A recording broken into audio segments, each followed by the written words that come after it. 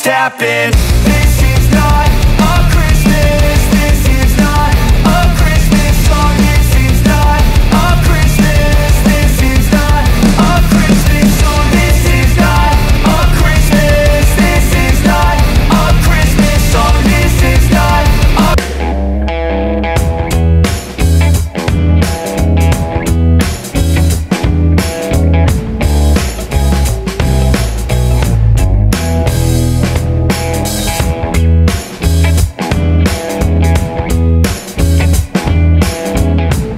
Mapagpalang araw po sa ating lahat. Ito ang RC Lagalag TV. Mga kalagalag, panibagong araw, panibagong vlog at panibagong adventure na naman ang ating gagawin sa araw na ito.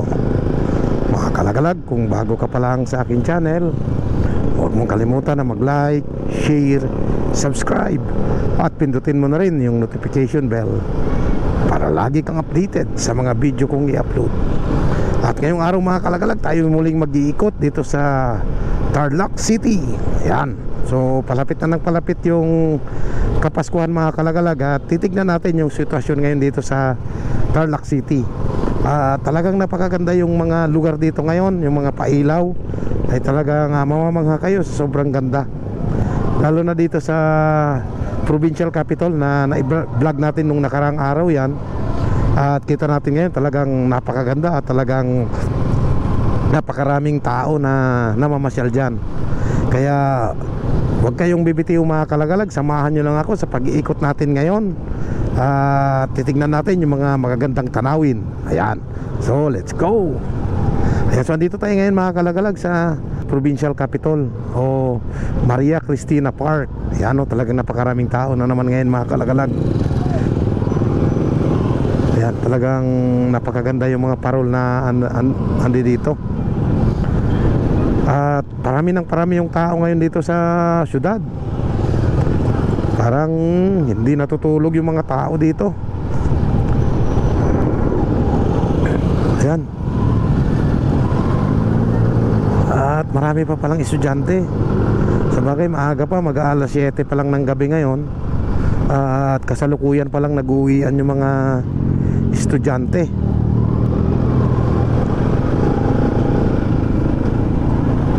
Ayan, talagang daming mga paninda, sari-sari mga paninda na mayroon dito.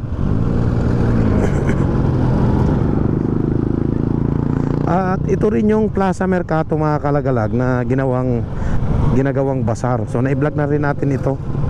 Pero mas dumami yung mga nagtitinda ngayon dito sa Plaza Mercato. Ito.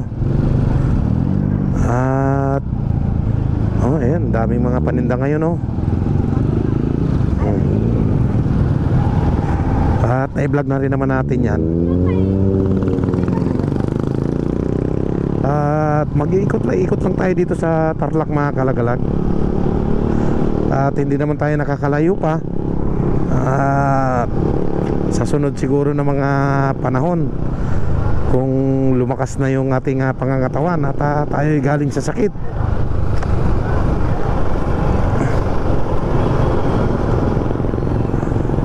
ayan, mabuti hindi masyadong matraffic ngayon. Nakarang araw matindi ang traffic. Nandito yung traffic sa kabila.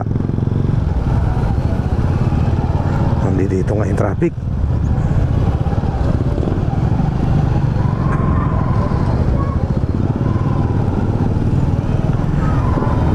Matindi ang traffic na naman.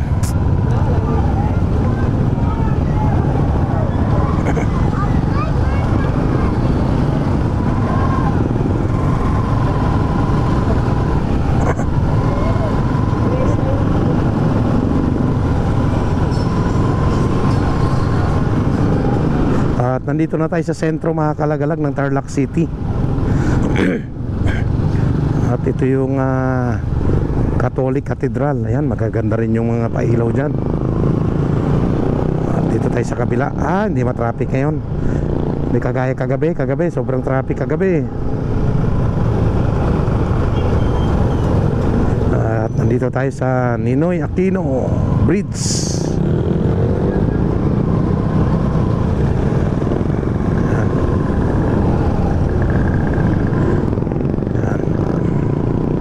yung Ninoy Aquino Bridge. At yung Ninoy Aquino Boulevard, nakita natin doon mga kalagalag, talagang napakaganda oh.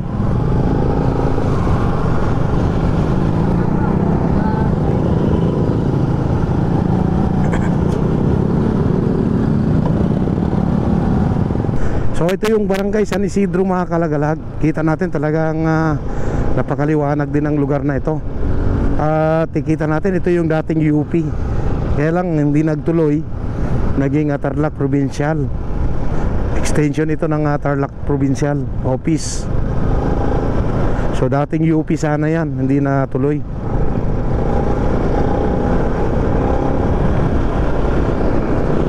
Ayan, so ito na, papasok na tayo mga kalagalag.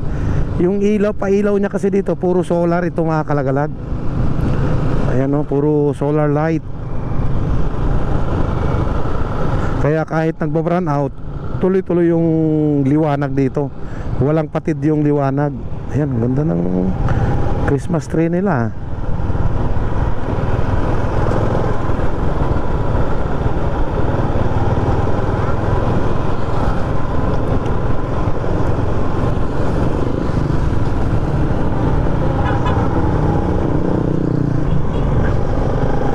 Ayan, kita nyo mga kalagalag, talagang kaliwanag sa lugar na ito oh. Ito yung barangay Karangyan. Dati ito talagang napakadilim ang lugar na ito. Pag kayo napadaan sa lugar na ito, yung dati, ay talagang grabing sobrang dilim. Pero ngayon, tignan natin oh, talagang napakaliwanag at napakaganda. At dyan sa may gilid, pwede kayong mag-jogging dyan mga kalagalag. Ayun, maganda mag-jog walk dyan sa umaga. At dito rin sa gilid yan, pwede mag-jogging dyan. Oh, kita nyo, talagang napakaganda. At ito yung naging project ng lokal na gobyerno dito sa siyudad ng Tarlac. Talagang pinaganda ito ni Mayora. Tingnan nyo, tayo yung nakikinabang ngayon sa ganda nito. Dati nakatiwangwang lang lugar na ito. Pero ngayon kita natin, napapakinabangan na ng mga taga rito yung ganda nito. At marami nang dumadaan sa lugar na ito, lalo na pagkagabi. Dati kasi mga kalagalag, iniwasan ang lugar na ito gawa ng sobrang dilim at nakakatakot ang lugar na ito. Pero ngayon talagang pinili na ng mga tao na dumaan dito. At hindi matraffic kasi dito mga kalagalag, tuloy-tuloy yung daloy ng trapiko sa lugar na ito. Ayan o. At yung kabila dyan mga kalagalag, yan na yung Tarlac River.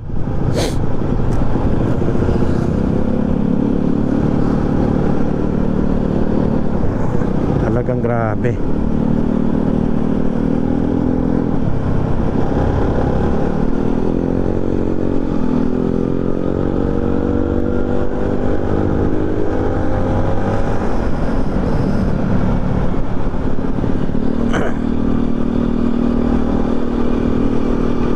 Dito sa kabila madilim, hindi maganda yung pagkakuha ng solar light siguro. Pero dito kaganda, kaliwanag. Nandiyan naman madilim.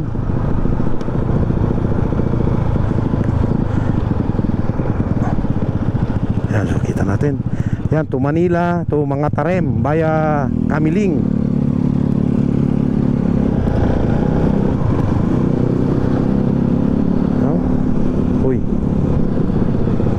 Crispy pa ata pala yun, kasarap.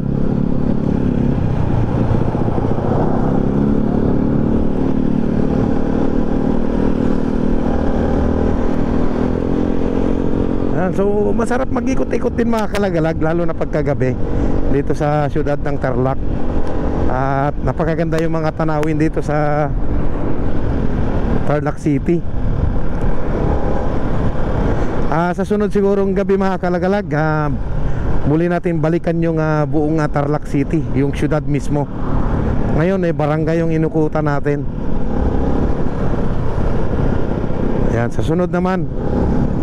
At hindi kasi tayo makapag-vlog ng malayo-layo, gawa ng may hinatid sundo pa tayo.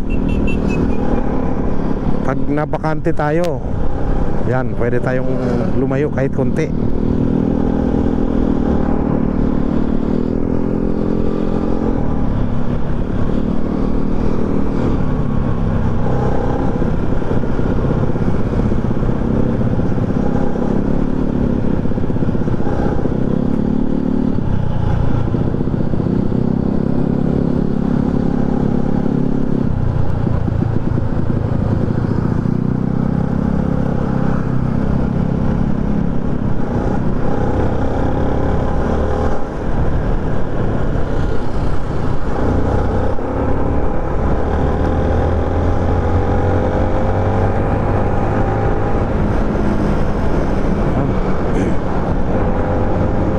Medyo madilim sa lugar dito.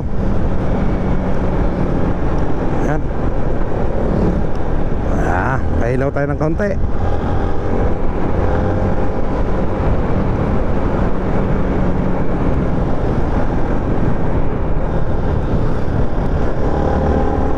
Yan, Barangay San Pablo ito mga kalagalag. Barangay San Pablo din, Barangay San Vicente yung kabila dyan. Ito San Pablo.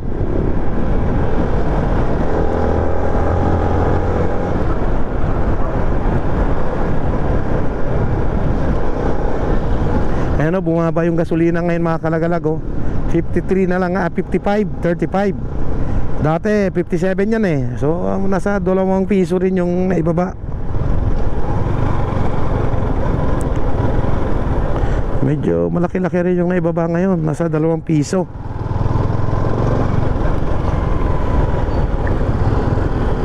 Ayan. At pabalik na tayo mga kalagalag. Ayan, so Barangay San Vicente na tayo. At bukas muli tayong mag-iikot.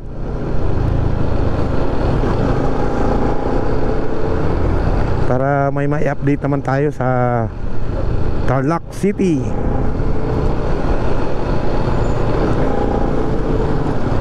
Yan, kagaling kasi natin sa sakit mga kalagalag. Talagang grabe yung ubo natin nung nakarang araw. Talagang nawala yung boses natin.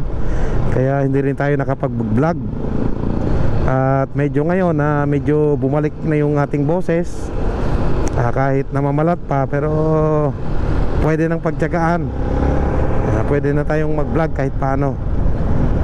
Kaya nakapag-vlog tayo ngayon. Yan, so dito na natin putulin mga kalagalag itong ating pagbablog. At muli ako'y nagpapasalamat dun sa mga nag-like, nag-share, nag-subscribe sa aking channel. Maraming salamat sa inyo, sa inyong walang sawang suporta. God bless at ingat po tayong lahat. Salamat po. Call me a